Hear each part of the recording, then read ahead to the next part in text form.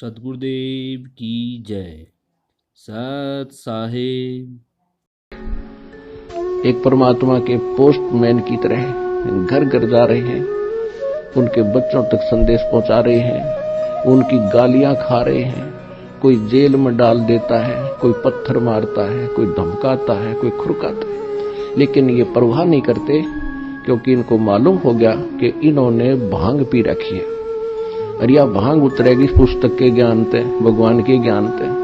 और जिनकी भांग उतर जाएगी हमारे साथ हो लेंगे। फिर ये आपकी उतर गई, आप आगे। अब जैसे इस दास की ड्यूटी परमात्मा ने जहां से शुरू किया, मेरे स्वयं घर वाले भी नहीं मानने को तैयार थे, लेकिन मुझे विश्वास दृढ़ हो लिया था। और फिर ये ऐसे समाज के अंदर प्रवेश करना,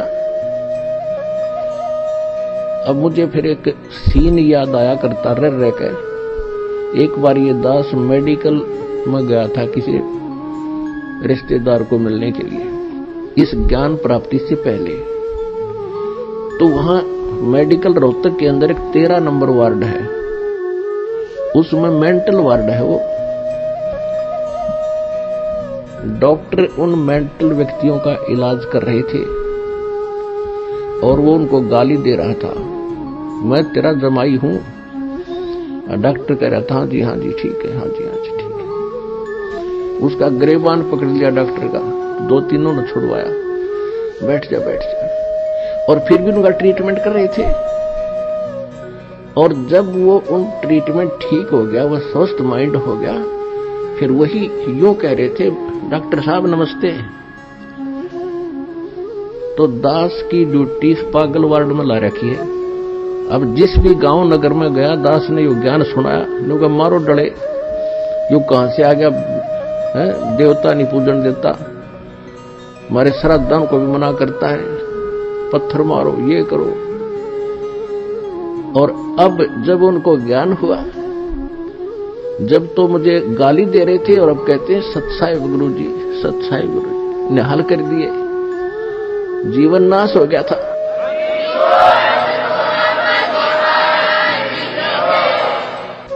तो परमात्मा ने ये ज्ञान का तूफान उठा दिया।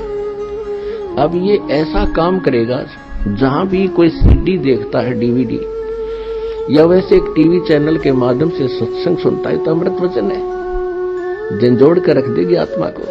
कति ये सत्संग है, साध का सत्संग है, ये नकलियों का नहीं है।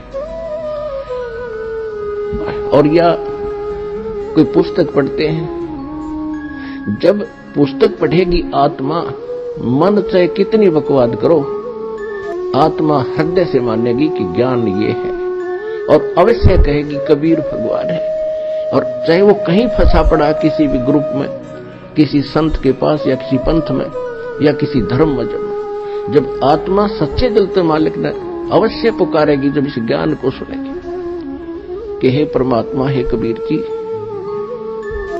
दया करिए अपने आत्मा पे। यानी वो निकल नहीं सकता वहां से, लेकिन फिर पुकार दिया हृदय से, तो उसी दिन परमात्मा ने कह दिया, यो मेरा हो लिया।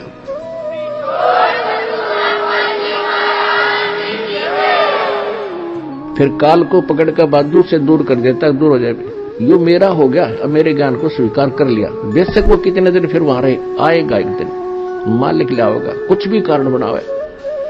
तो इस प्रकार परमात्मा ने कहा था कि तेरा ज्ञान सुनेगा वो तेरा, और मेरा मानने का फिर उसका निकट मत आ जाइए। यह होची सतगुरु रामपाल